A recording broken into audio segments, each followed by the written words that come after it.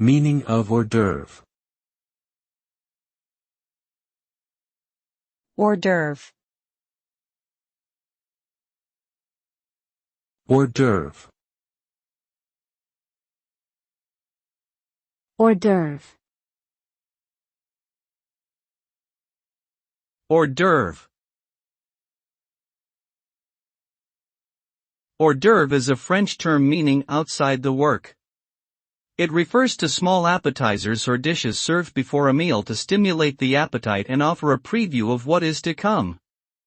Common examples include bruschetta, cheese and crackers, crudité, and smoked salmon. These dishes are typically served on a platter or individual plates and are often accompanied by drinks such as wine or cocktails. Hors d'oeuvres can be found at both casual and formal gatherings, and are a popular way to start a meal or event.